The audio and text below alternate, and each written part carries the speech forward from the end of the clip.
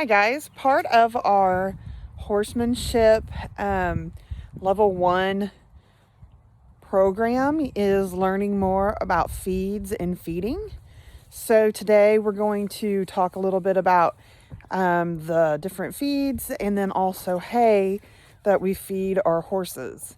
One of the most important parts of the horse's diet is going to be hay and the roughage that they receive. Even more so than the actual grain that they eat.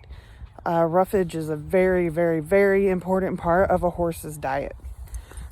We typically feed round bales because they are easier and more cost effective for us, having 6 horses to feed. So it doesn't make a whole lot of sense to feed square bales because that's more labor intensive and they tend to be a little bit more expensive than the amount of hay that you actually get. The round bales that we feed are provided by Attaway Hay Farms here in Yannis. So we get a local hay producer, and one of the benefits of that is actually I get to see the hay, the grass as it's growing, because their fields are just a few minutes from my house. So I actually drive by the hay fields that our horses eat on a regular basis, and I can see how much weeds are out there and how tall the grass is getting and how nice and green it looks and all that good stuff. So here is the hay. So this is one of the round bales that we get from Attaway. This is actually a coastal Tifton hay, which is a high quality grass hay. On the outside it looks dry, kind of like straw. Oh, but if we dig in here enough,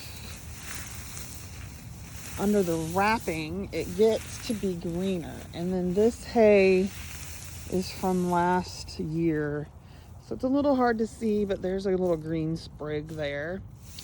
So we've had this hay since, October 2019.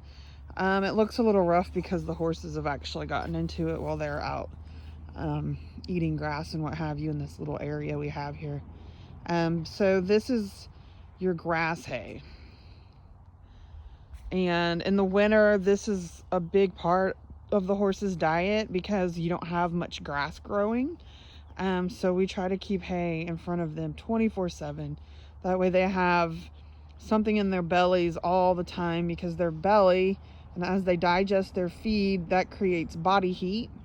And so one of the ways horses stay warm in the winter is by eating pretty much non-stop. So the horses will stand at the hay, at the round bale, pretty much all the time. And that's their main source of energy in the winter. So here we have another grass or another hay, but it's not really a grass. It is a legume, and this is called alfalfa. And alfalfa is high in protein. So whenever you have horses that need to gain weight, alfalfa is a great hay to feed them. An important thing to know about alfalfa is when you're buying it, you want to get as much green leaves as possible. That's where all the nutrients are. So it's called the stem to leaf ratio. You want more leaves than stems as much as possible. And like any hay, it's going to vary throughout the year. And then if you have hay that's been sitting a while, it will start to turn yellow. And so obviously it's not going to have as much of the nutrients in it once it starts to yellow. But this is alfalfa, and you can buy alfalfa in a variety of fashions. You can buy alfalfa cubes and alfalfa pellets. So here's an example of alfalfa pellets. These are actually mixed with another hay. I believe it's Bermuda or Timothy. But anyways, so these are the alfalfa pellets. And when it comes to alfalfa that's condensed like this, you need to soak it in water before you feed it. Otherwise, horses will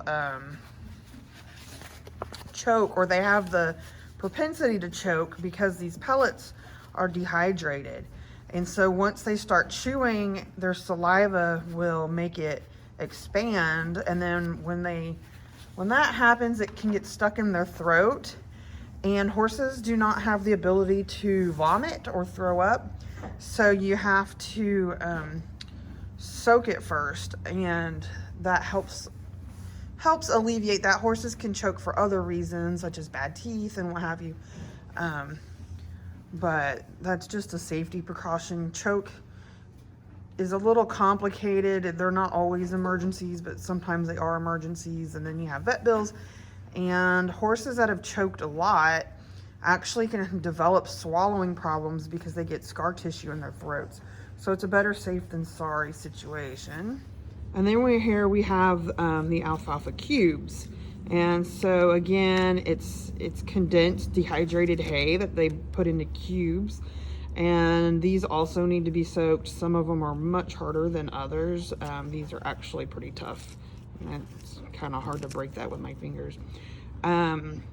However, we do use these in little chunks as treats. So alfalfa can be like candy for horses. So if you're not feeding them like a whole bucket full, then the propensity to choke is a lot less. So like I like to use these as treats because they're cost effective and they're healthy, and you can never have enough roughage in your horse's diet, so why not give them it as treats. And finally, this is the grain that I feed. This feed is by Bluebonnet, which is produced in Oklahoma.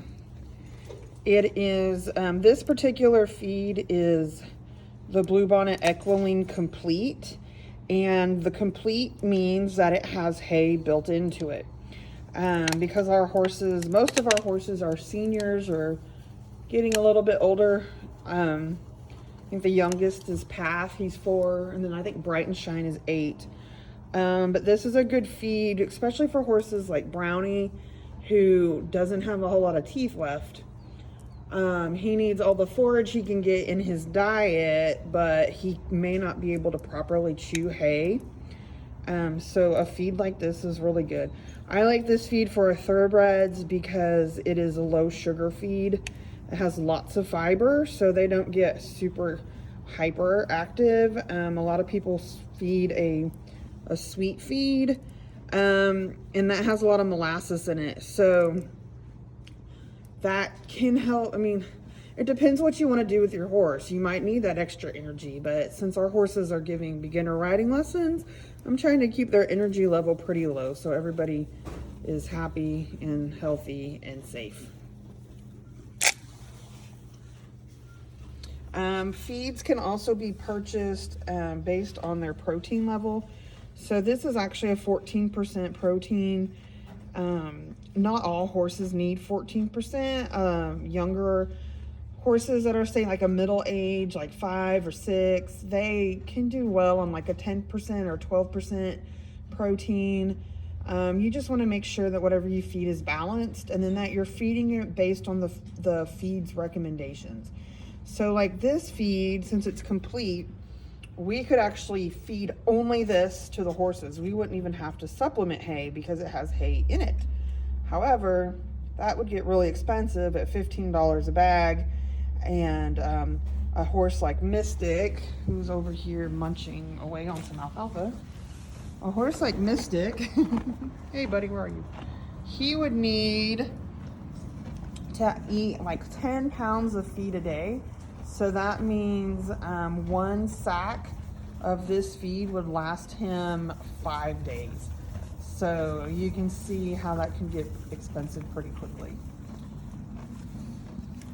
So then the other obvious food source for a horse is grass. And here's Path. And I don't know, buddy, if you can fit any more in your mouth. That's a lot of grass, Path. So grass is just as important as hay. Of course, there are horses that live places like the desert that don't have access to grass at all. So in that situation, you want to feed a high quality hay. And most of those horses out west or in these desert areas will be eating alfalfa, because they actually grow a ton of alfalfa out in these desert areas.